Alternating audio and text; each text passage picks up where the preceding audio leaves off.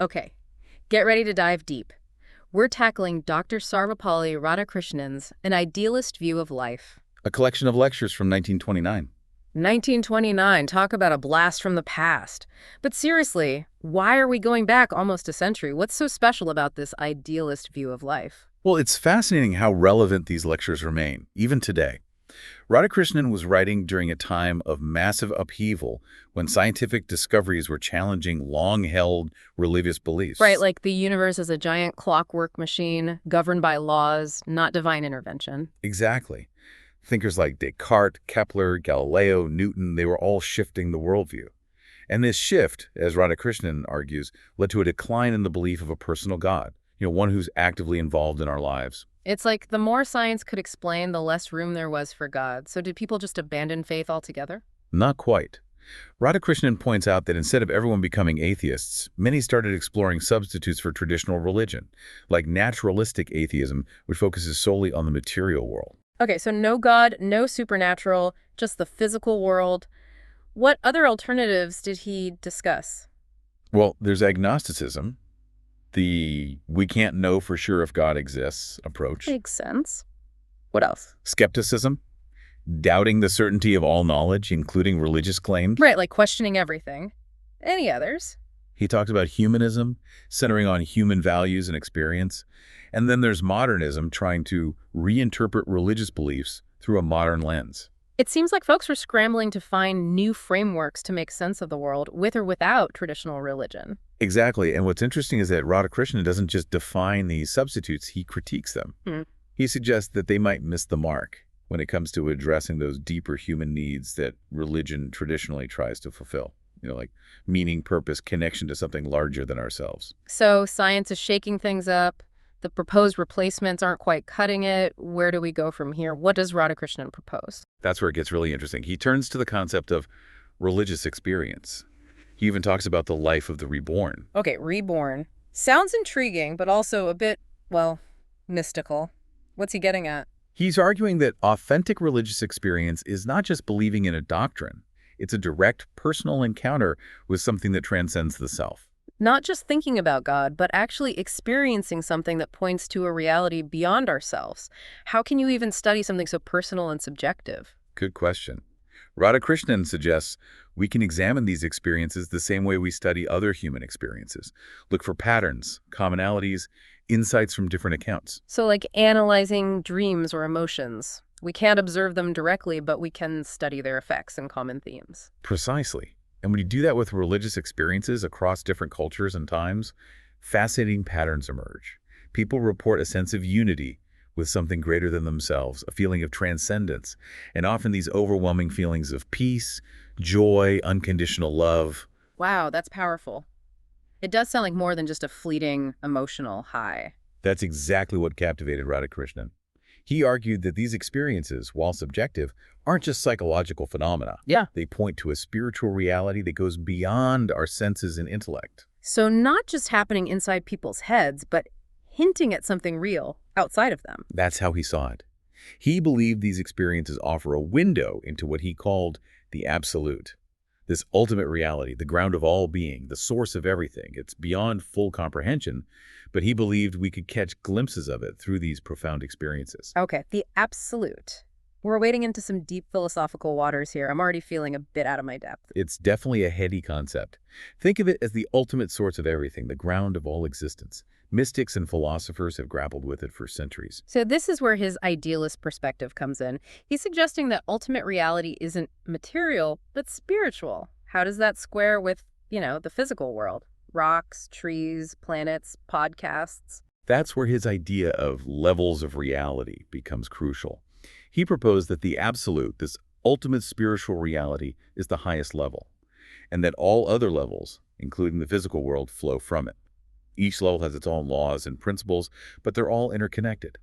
The physical world is real, but ultimately, it gets its existence and meaning from this higher spiritual reality. So it's not that he's denying the physical world. It's more like saying there's a deeper spiritual foundation underneath it all. You got it. Imagine a painting. The paint and canvas are real, but they don't tell the whole story. The artist's vision, emotions, creative spirit are expressed through them. Radhakrishnan suggests the physical world is like the canvas, while the absolute is like the artist. That's a great analogy. So we're not just living in some random meaningless universe. There's an intelligence, a creative force behind it all. That's the heart of his argument. He's bridging the gap between the scientific worldview and the human longing for meaning, purpose, connection to something bigger than ourselves. Makes sense. But I'm already hearing the skeptics chiming in. If this absolute is so good and powerful, why so much suffering and evil in the world? How does he address that? That's the age-old question, isn't it? The problem of evil. And Radhakrishnan tackles it head-on. He argues that our human perspective is limited, that we tend to focus on the negative while overlooking the abundance of beauty, goodness, and love that also exists. It's like we have a negativity bias. We see the bad stuff more than the good. Precisely. And he suggests that suffering, while painful, can also be a catalyst for growth and transformation. It can force us to confront our limitations, develop compassion, seek a deeper understanding of life. Not that suffering is good, but that it can have a refining effect, like fire refining gold. Beautifully put. And he adds that even in the midst of suffering, there's this spark of the divine within each of us, this capacity for love, courage, resilience. These qualities, he says, reflect the inherent goodness of the absolute, shining through even in dark times. So even when things are rough, there's reason for hope, a reminder that we're not alone and that something bigger is at play. Exactly. But if everything is interconnected and unfolding according to some divine plan, where does that leave free will? Why bother making an effort if it's all predetermined? Great question. If we're all connected, all part of this grand scheme, what's the point of striving? Radhakrishnan wouldn't advocate for passive resignation. In fact, he argues that our actions matter even more because of this interconnectedness. So not withdrawing from the world, but engaging with it consciously and compassionately. Precisely. He believes we have a responsibility to align our actions with the good, to work towards a more just and harmonious world, because our actions ripple outward through this interconnected web of existence. Ethics and social action, for him, flow naturally from recognizing our connection to all beings. It's like our actions become even more meaningful when we see them as part of a larger cosmic tapestry. That's a great way to put it. And that leads to another key point. We need both intellect and intuition to grasp this reality. He recognized that tension between Western thought, valuing logic and reason, and Eastern traditions that emphasize intuition and direct experience. He's calling for a more holistic approach, right? One that honors both the rational and the intuitive. Absolutely. Both are essential. Intellect helps us analyze, organize, understand the world. But intuition lets us tap into a deeper level, a truth that goes beyond the grasp of the rational mind. Like science gives the map, but intuition is the compass. Perfect analogy. He believed that the deeper reality revealed through intuition is ultimately spiritual. But before we delve deeper into that and his ideas about the life of the reborn, let's address a common misunderstanding about idealism. Okay, misconceptions can really trip us up. What's the big one people have? The most common one is that idealism denies the reality of the physical world. People hear reality is mental and assume that means trees and rocks are illusions. I can see why that's confusing. If everything is ultimately spiritual, what about all the stuff we experience with our senses? He tackles this directly. The physical world isn't an illusion. It's real, but it's not ultimately self-sufficient. So the physical world depends on something else for its existence. Is that what he's saying? Exactly. He proposes that the physical world is a manifestation or expression of mind, consciousness, or spirit. It's like saying the universe is a thought in the mind of God, or maybe projection of universal consciousness. Okay, that's starting to make more sense. So the physical world is real, but not the ultimate reality. It's a product of a deeper spiritual reality. You got it. This insight has profound implications for how we see ourselves and the universe. We're not just cogs in a machine, but participants in this grand cosmic dance of consciousness. Wow, what a concept. And that's just the tip of the iceberg. There's so much more to explore in an idealist view of life. We'll continue our deep dive after a quick break. So we were talking about religious experience before the break, and how Radhakrishnan saw it as a key to understanding this deeper reality. Right, he seemed to think it offered something those other substitutes for religion lacked. Exactly, like atheism, agnosticism, they focus on the intellect, on what we can logically deduce. But Radhakrishnan argued that true religious experience goes beyond the intellect. It's about a direct encounter, a transformation that shifts your whole perception of reality. You keep using the word transformation. It sounds pretty intense. What do you mean by that? He meant a fundamental change in how we see ourselves and the world. Not just a change in beliefs, but a change in our very being. Okay, that's starting to make more sense. But how do you even study something so personal, so internal? It's not like you can measure it in a lab. You're right, it's not something easily quantifiable. But that doesn't mean we can't study it. Radhakrishnan, remember, was both a philosopher and a scholar of religion. He suggested looking at religious experience the way we study any human experience. Look for patterns, commonalities, insights across different accounts. So like analyzing dreams or emotions, we can't directly observe them, but we can study their effects and look for recurring themes. Precisely. And when you do this with religious experiences across different cultures and historical periods, it's remarkable how certain themes consistently pop up. This sense of unity, of interconnectedness with all things, a feeling of transcendence, of going beyond the limited self. And many report intense feelings of peace, joy, and unconditional love. That's pretty powerful stuff. It's hard to imagine dismissing those experiences as just, fleeting emotions or wishful thinking. That's what intrigued Radhakrishnan. He believed that these experiences, while deeply personal, weren't just psychological phenomena. They pointed toward a reality that transcends our ordinary perception, a reality that he called the absolute. Right, the absolute. We touched on that earlier. It's that ultimate reality, the source of everything. But it's such a vast concept, almost impossible to wrap our heads around. It is. Think of it as the ultimate source of all existence, the ground of being. It's something that mystics and philosophers have tried to articulate for centuries. So this is where his idealism really comes into play. He's essentially saying that the ultimate reality isn't the material world, but something spiritual. But how does that account for the physical world? The trees, the mountains, this microphone, they seem pretty real to me. That's where his idea of different levels of reality comes in. He proposed that the absolute, this ultimate spiritual reality, is the highest level, and that from this level, other levels of reality emerge, including the physical world. He saw these different levels as interconnected. The physical world is real, yes, but ultimately it derives its existence and meaning from this higher spiritual reality. So he's not saying the physical world is an illusion. It's more like saying there's a deeper spiritual foundation from which everything arises. You got it. Think of it this way. A painting is made of physical materials. Right. Canvas, paint. But those materials don't tell the whole story. It's the artist's vision, their emotions, their creative spirit that give the painting meaning.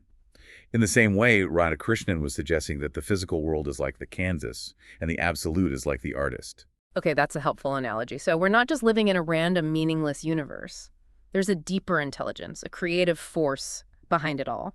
But that brings up another question.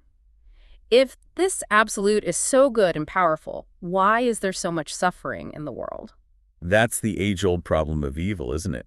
And Radhakrishnan didn't shy away from it. He acknowledged that suffering is a real and pervasive part of human experience, but he offered a few key insights into how we might understand it. Okay, I'm curious to hear his take on this. How did he reconcile the idea of a benevolent absolute with the reality of suffering? He pointed out that our human perspective is inherently limited. We tend to focus on the negative and overlook the good. Like, think about it. How often do we dwell on the good things in our lives compared to the things that are going wrong? Yeah, that's true. We tend to fixate on the negative more than the positive. It's like our brains are wired that way. Exactly. And so Radhakrishnan argued that we often miss the bigger picture, the vast amount of beauty, goodness, and love that also exists in the world. He also suggested that suffering can be a catalyst for growth and transformation. I've had that idea before, that suffering can refine us, like gold being purified in fire. Precisely. He didn't say that suffering is good in itself, but that it can have a refining effect. It can force us to confront our limitations, develop compassion, and seek a deeper understanding of life. So it's not about glorifying suffering, but recognizing its potential for transformation. What else did he say about suffering? One more important point. He emphasized that even in the midst of suffering, there's this spark of the divine within each of us, this capacity for love, for courage, for resilience. He argued that these qualities reflect the inherent goodness of the absolute, shining through even in the darkest of times. That's a powerful message. Even when things are tough, there's a reason for hope, a reminder that we're not alone, that something greater is at work in the universe. But if we're all interconnected and part of this divine plan, where does that leave free will? If it's all predetermined, what's the point of striving? That's a question a lot of people wrestle with. And Radhakrishnan knew that this idea of interconnectedness could be misinterpreted as advocating for passive resignation, like We should just sit back and let fate take its course. Right, if everything's already decided, why bother doing anything? But that's not what he was saying at all. In fact, he argued that our actions matter even more because of this interconnectedness. So it's not about withdrawing from the world, but about engaging with it even more consciously and compassionately. Precisely. He believed we have a responsibility to align our actions with the good, to work towards a more just and harmonious world. Our actions have a ripple effect. They impact not just ourselves, but the whole web of existence. It's almost like our actions become even more meaningful when we see them as part of a larger cosmic tapestry. Exactly. And that brings us to another key point he emphasized. We need both intellect and intuition to navigate this complex reality. He acknowledged that Western thought often prioritizes logic and reason, while Eastern traditions value intuition and direct experience. He saw the need for both. So he's calling for a more holistic approach, right? Honoring both the rational and the intuitive. Exactly. He argued that both are essential for a complete understanding of life. Intellect helps us analyze, organize, understand the world around us. But intuition allows us to tap into a deeper level of reality, a realm of truth that lies beyond the grasp of the rational mind alone. It's like science gives us the map, but intuition is the compass. Perfect analogy. And he believed that this deeper reality, revealed through intuition, is ultimately spiritual in nature. But before we dive deeper into that and explore his ideas about what he called the life of the reborn, let's take a moment to address one of the most common misunderstandings about idealism. Sure, misconceptions can really muddy the water. What's the big one people have about idealism? The most common one is that idealism denies the reality of the physical world. People hear reality is mental, and they think, oh, so you're saying trees and rocks are just illusions. Yeah, I can see how that would be confusing. If everything is ultimately spiritual, what about all this stuff we experience with our senses? Radhakrishnan addressed that directly. He said the physical world isn't an illusion, it's real. But he also argued that it's not ultimately self-sufficient. Meaning? Meaning that the physical world depends on something else for its existence. I think I'm starting to get it. So the physical world is real, but it's not the ultimate reality. It's a product of a deeper spiritual reality. You got it. He proposed that the physical world is ultimately a manifestation or expression of mind, consciousness, or spirit. It's like saying the universe is a thought in the mind of God, or perhaps a projection of universal consciousness. Okay, that's a mind-blowing concept. So the physical world is real, but it's not the foundation. It's like a wave on the surface of a much deeper ocean. That's a beautiful way to put it. And this insight has profound implications for how we understand ourselves and our place in the universe. We're not just cogs in a machine, we're participants in this grand cosmic dance of consciousness. And that's just scratching the surface of what Radhakrishnan offers in an idealist view of life. There's so much more to unpack, but first we need to take a short break. Okay, we're back and ready to wrap up our deep dive into Dr. Radhakrishnan's An Idealist View of Life. We've covered a lot of ground, from science-challenging religion to this idea of the absolute and those different levels of reality. And we touched on how religious experience can provide glimpses into this deeper spiritual reality. Right, those moments of connection, transcendence, and profound peace. But you mentioned earlier that Radhakrishnan doesn't stop at philosophy. He outlines a way of living, a path to actually embody these insights. You're absolutely right. He calls it the life of the reborn. It's a powerful concept that draws on those ancient ideas of rebirth and salvation. But he's not necessarily talking about a literal rebirth in another life. So not waiting around for reincarnation. More like a transformation that can happen here and now. Exactly. He describes it as a process of waking up to that spiritual reality underlying everything. It's a shift in consciousness that allows us to experience our interconnectedness with, well, all beings. Kind of like those movie scenes where the character suddenly sees the world with new eyes. The beauty, the connections, everything seems almost sacred. That's a great way to visualize it. And for Radhakrishnan, this isn't just a fleeting experience or a temporary shift. It impacts how we live our lives, relate to others, engage with the world. So it's not just having a mystical experience and then going back to business as usual. This awakening actually changes how we act in the world. Exactly. He emphasized ethical living as a natural outcome of this transformation. When we truly grasp that we're all interconnected, part of this spiritual reality, harming others becomes like harming ourselves. It's like that golden rule, treat others as you would like to be treated. But for him, it's not just a rule. It comes naturally from understanding that we're all connected. Exactly. And that ethical imperative goes beyond our personal relationships. He advocated for social justice, for creating a world that's more equitable and compassionate for everyone. It's inspiring how he links these philosophical ideas with practical action. It's not just personal enlightenment, but making a difference in the world. Right. It's about walking the walk, not just talking the talk. But there's a catch. This transformation isn't a one-time event, it's an ongoing journey.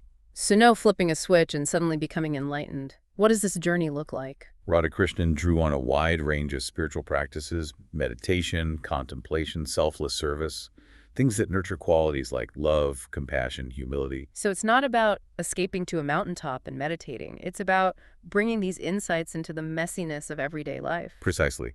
He knew this path wasn't easy. It's filled with challenges, setbacks, doubts.